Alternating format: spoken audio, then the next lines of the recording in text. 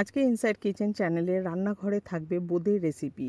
এই বোঁদেগুলো হবে কিন্তু একদম ঝরঝরে আর ভেতর থেকে হবে কিন্তু একদম জুসি, যেমনটি তোমরা দোকানে খেয়ে থাকো। এই বোঁদের রেসিপিগুলো বানাবার জন্য বেশ কিছু টিপস অ্যান্ড ট্রিক্স আমি এখানে অবলম্বন করেছি, যেগুলো তোমাদের সাথে আজকে আমি শেয়ার করব। অনেক সময় দেখবে বাড়িতে কিন্তু বোঁদে বানালে পরে বোঁদের ওপরে কিন্তু রসটা ভালো মতো লেগে থাকে, ভেতরে কিন্তু রস ভালো মতো ঢোকে না, এবং যখন ঠান্ডা হয়ে যায় বোঁদেগুলো কিন্তু বেশ শক্ত হয়ে যায়। কিন্তু আমার এই রেসিপিটা দেখে যদি তোমরা বাড়িতে বানাও তাহলে কথা দিচ্ছি পারফেক্ট হবে কিন্তু বোঁদেগুলো। তাহলে চলো দেরি না করে শুরু করে দিই আজকের এই বোঁদের রেসিপিটা। এই বোঁদের রেসিপি বানাবার জন্য আমি এখানে নিয়েছি বেসনের পরিমাণ হচ্ছে এখানে 1 কাপ। তবে বলে রাখি, প্যাকেটের বেসনটাই ব্যবহার করা কিন্তু বেশি ভালো, তাতে করে লাম্পস থাকে না, নোংরাও থাকে না। এবার এতে একটু দিয়ে দেবো আমি স্বাদ মতো নুন। এবার আমি এতে সামান্য জল দিয়ে কি বেসনটাকে মাখাতে থাকবো। বেসনটার মধ্যে দেখবে প্রথমে বেশ একটু গাঢ় ভাব থাকলেও এইভাবে ঠিক হাতের চেটো দিয়ে কিন্তু বেসনটাকে ভালো মতো মিশিয়ে নিতে হবে, যেমন ময়রারা করে থাকে। এরকম একটা চওড়া থালা নেবে, তাহলে কিন্তু বেসনটা বেশ এইভাবে চেটো দিয়ে মেশাতে সুবিধে হবে, বেশ একটা স্মুথ টেক্সচার কিন্তু চলে আসবে। 3 থেকে 4 মিনিট আমি এই প্রসেসটাকে করব। তারপরে এটাকে আমি ঢেকে রেখে দেব। ঢেকে রাখবো মোটামুটি 15 মিনিটের জন্য।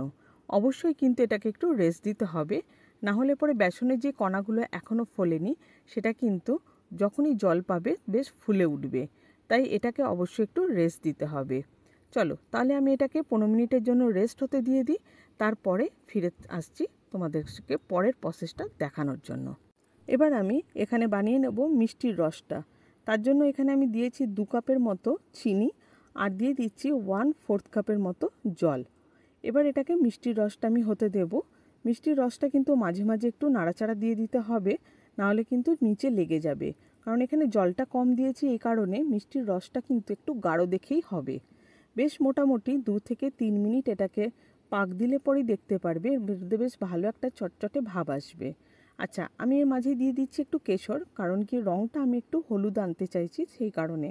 যদি কেশর না থাকে হলুদ রঙ ব্যবহার করতে পারো তোমরা। এবার এটাকে একটু হাত দিয়ে দেখে নিয়েছি যে এটা চটচটে হয়েছে কিনা, তাতে করে আমার মনে হলো বেশ গাঢ় হয়ে এসছে।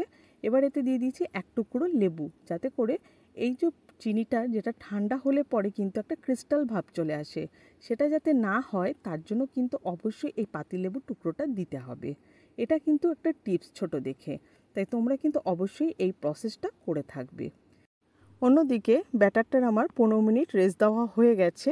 এবার আমি ব্যাটারের মধ্যে দিয়ে দেব 1/4 টিস্পুনের মতো বেকিং সোডা। বেকিং সোডাটা কেন দেব? যাতে করে বোঁদেটা বেশ মচমচে হয়, এবং বোঁদেটাতে যখন আমরা ঠান্ডা করে খাবো তখন কিন্তু বোঁদেটা সহজে শক্ত হবে না, নরম থাকবে। সেই কারণে বেকিং সোডাটা কিন্তু অবশ্যই দিতে হবে। আরেকটু জল দিয়ে দিলাম, কারণ ব্যাটারটা মনে হলো একটু গাঢ় হয়ে গেছে তাই। এবার একটা এরকম বাটি নিয়ে কিছুটা পোর্শন আলাদা করে নেব। এর মধ্যে দিয়ে দেব 2 থেকে 3 ড্রপের মতো লাল রং, কারণ বোঁদের মধ্যে বেশ ছোট ছোট লাল লাল বোঁদে থাকে, সেগুলোকে করার জন্যই কিন্তু এই প্রসেস। ব্যাস, 2 রকমের বোঁদের ব্যাটার আমার কাছে চলে এসছে। এবার হচ্ছে বোঁদেগুলো ভেজে ফেলার পালা। তার জন্য কিছু টিপস আমি দেব, যেমন হচ্ছে তেলটাকে কিন্তু খুব ভালোভাবে গরম করতে হবে, আর তেলের পরিমাণটা বেশি দিতে হবে। কেন দিতে হবে বেশি, চলো বলে দিই। এরকম একটা ফুটো ঝুড়ি আমি নিয়েছি, আর এর মধ্যে একটা আমি স্প্যাচুলা দিয়ে নাড়াচাড়া করছি, তাতে করেই দেখো এই ফুটোগুলো থেকে কিন্তু বোঁদেগুলো তেলের মধ্যে পড়ছে। তেল যদি কম দিতাম তাহলে কিন্তু এরকম গোল গোল কিন্তু বোঁদেগুলো হতো না, বোঁদেগুলো কিন্তু সবকটা চ্যাপ্টা হয়ে যেত। তার জন্য অবশ্যই কিন্তু তেলটা একটু বেশি দিতে হবে। আরেকটা কথা, বোঁদে কিন্তু খুব বেশি ভাজলে চলবে না, কালার যেন কোনোভাবেই চেঞ্জ না হয়, তার জন্যই কিন্তু হালকা ভাজতে হবে। তাই একটু লো ফ্লেমে রেখেই কিন্তু বোঁদেগুলোকে আমি ভেজে নিয়েছি। এবার একটা ছাঁকনি দিয়ে এভাবে তেলটাকে ছেঁকে নিয়েছি। ছেঁকে এবার বাকি যে বোঁদেগুলো রয়েছে সেগুলোকেও ভেজে নিচ্ছি। এবার তোমাদেরকে বলে দিচ্ছি, যে লাল বোঁদেগুলো থাকবে সেই লাল বোঁদেগুলো কিন্তু খুব বেশি কড়া ভাজা করা যাবে না, তাহলে কিন্তু একটা কালো ডার্কনেস চলে আসবে, তাতে করে লাল ভাবটা থাকবে না। তাহলে চলো তোমাদেরকে দেখিয়ে দিই কেমন হয়েছে বোঁদেগুলো দেখতে। দেখো পারফেক্ট কিন্তু বোঁদেগুলোর একদম আকার এসছে, কি সুন্দর গোল গোল হয়েছে আর ঝুরঝুরে হয়েছে, কি সুন্দর মচমচে হয়েছে। দেখো একটাও কিন্তু একটার সাথে জুড়ে নেই। আর এবার যেটা করব সেটা হচ্ছে বোঁদেটাকে রসে দেব।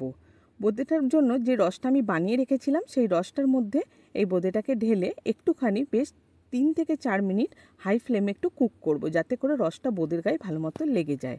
এবার এটাকে আমি ঢেকে 2 থেকে 3 মিনিট রেখে দেব, দিয়ে আবারও খুলব। খুলে এটাকে ওপর নিচ করে দেব, যাতে ওপরের অংশটা নিচে আসে, নিচের অংশটা ওপরে যায়। এইভাবে নাড়াচাড়া করে আবারও এটাকে ঢেকে রেখে দেব মোটামুটি 5 মিনিটের জন্য। 5 মিনিট পরে আমি গ্যাসটাকে অফ করে দেব, কিন্তু ঢাকনা খুলব না, যাতে করে বোঁদের পুরো রসটা টেনে নেয়, বেশ জুসি হয় যেন। ব্যাস আর কি, রেডি হয়ে গেল আমাদের বোঁদে। চলো, বোঁদে আমার ঠান্ডা হয়ে গেছে, এবার তোমাদেরকে দেখাচ্ছি। দেখো কতটা ঝরঝরে হয়েছে, একটাও কিন্তু একটা গায়ে লেগে নেই। আর তোমাদেরকে একটু কাছ থেকে আমি দেখিয়ে দেব, বোঁদেগুলোর ভেতরে কিন্তু কি সুন্দর রস ঢুকেছে, বেশ জুসি হয়েছে।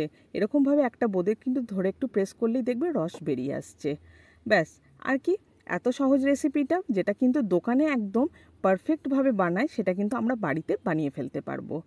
রেসিপিটা অবশ্যই দেখো, বাড়িতে ট্রাই করো, কেমন হলো রেসিপিটা সেটা কমেন্টে জানাতে কিন্তু ভুলে যেও না। ভালো লাগলে প্লিজ একটা লাইক করে যেও।